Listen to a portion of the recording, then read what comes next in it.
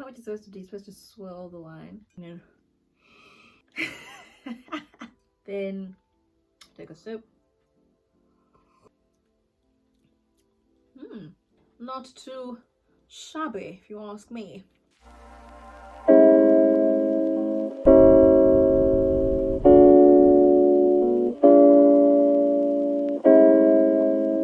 What is up, lovely humans? For those of you who don't know me, I am Dixie, aka Dikeleti Saga.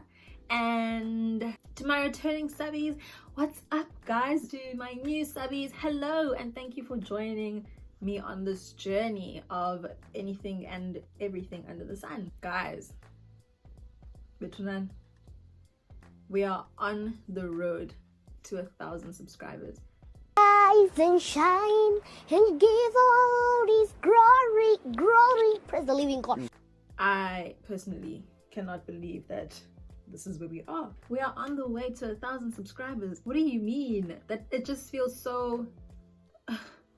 It felt so far-fetched to me that I would even have like 500 subscribers. So to be at like 800 and something and on the way to 1,000 is just so bizarre. It's so unreal. Sometimes I'm just like, whoa. I'll be doing random stuff and I'll just be like, whoa, you're on the way to like 1,000 subscribers. People like with you like that.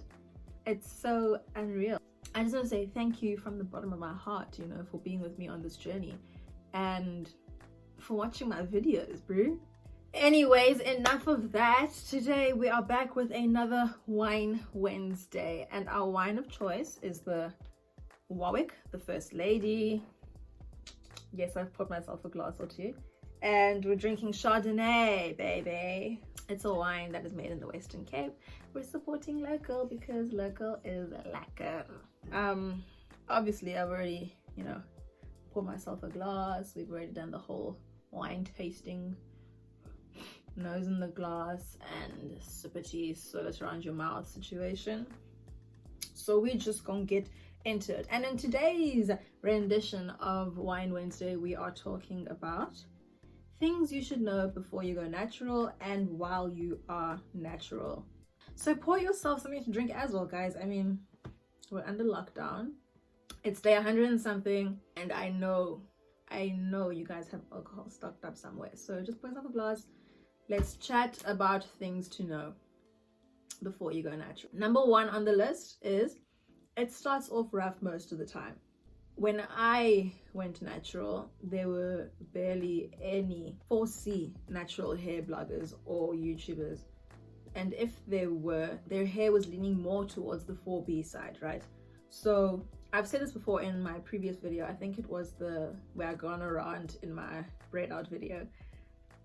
It starts off rough because, you know, you can educate yourself as much as you want, right? You can look at blogs, you can watch videos. Until you go natural, there's literally only so much preparation you can do because it's going to be new, it's going to be foreign. If you're like me and you had natural hair for the majority of your life, right? And then you decide, you know what? It's time for a big chop. Or you know what? Let me transition my hair and, you know, begin my natural hair journey. You only knew one way of taking care of your hair. Then you cut your hair and then you have a whole different texture to deal with. Your hair is not going to have a comb run through it the way your previous hair did. It's just a whole new playing field. That can be very discouraging because it's just like, I don't know how to deal with my natural hair, the hair that grows naturally out of my head. I don't know how to take care of it.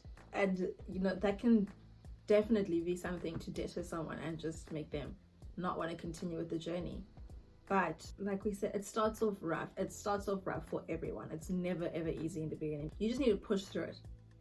You just need to push through. I know that sounds like, what do you mean I need to push through it? But trust me, in the beginning it's tricky, it's difficult. But as soon as you get your routine and your regimen in check, your hair is gonna flourish. With that being said, now point number 2, products don't grow your hair, but a good regimen does. So to figure out what a good regimen is, we can only give you the basics. And when I say we, I mean the natural hair community, natural hair YouTubers, natural hair bloggers. We can only give you the basics. So that's the lock method or the LCO method. And you know, that's basically the basics. Otherwise, when it comes to what products will work for your hair or what methods you should use, whether you use LCO, LOC, or LOCO, it's up to you to figure that out. You'll know what your hair likes through trial and error. We're only there to serve as a guide. You're just gonna have to, you know, figure out product-wise what your hair likes and what works for your hair. Ooh, and oils.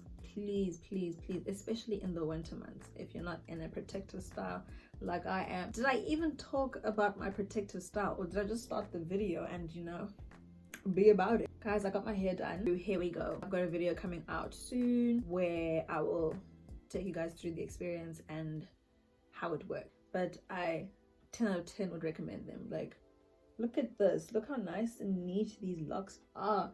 Obviously my edges aren't laid, but like, honey, do you see the sledge? And they're so long. I feel like a goddess. Okay, I feel like locks are my thing. Yes,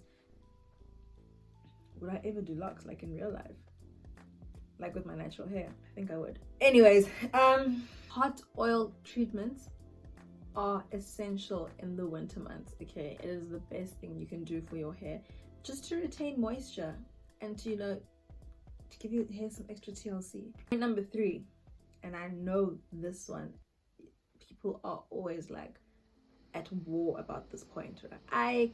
I kind of feel the same way about this point. Like, I'm not mad at it. Point number 3 is heat is not the heat is not the enemy all the time. Heat is only the enemy when you overuse it. I hope Nindville. Now, with that being said, if you think about hot oil treatments and deep conditioning treatments, you use heat. Think about it. When you used to go to the salon, right? Bakfaki deep conditioning treatment, and then they put you under the fold. But the hooded, yeah, guys, they put you under the heating dun that contraption, and that was basically a deep conditioning treatment. Whether you knew it or not, that was you using heat on your hair.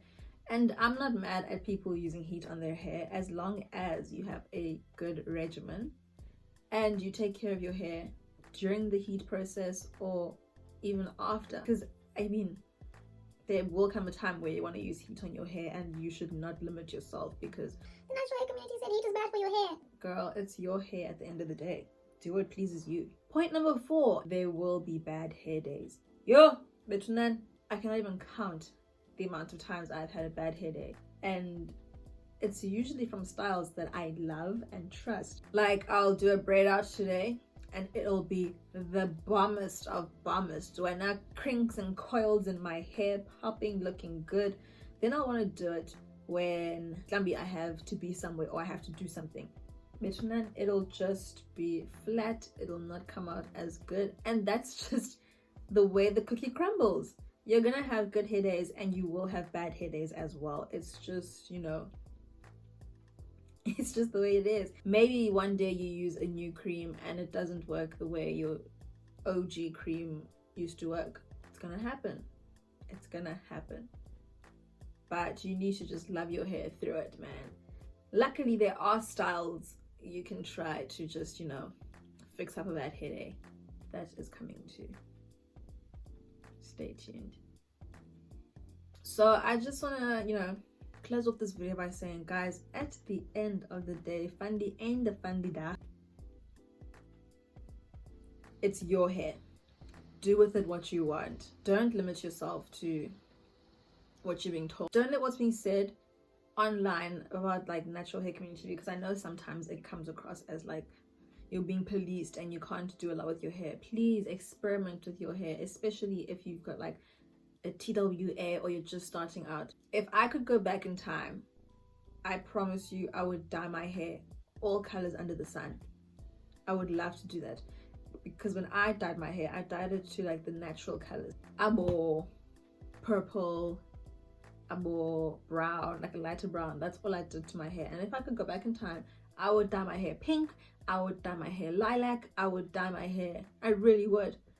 But Who knows, maybe I will like further down the line. Maybe I'll big chop again. I'm not against that. But essentially what I'm trying to get across is just enjoy the journey. Your hair, it'll grow back. It's just hair, so have fun with it. I use my hair as a form of expression. Whatever I have going on, that's just how I'm feeling, and that's how I want to portray myself. These locks, honey, babe, I am feeling myself, and it's just so much fun to play around with hair. Don't let anyone, even me, even natural hair YouTubers, don't let them tell you what you can and cannot do with your hair. Your hair.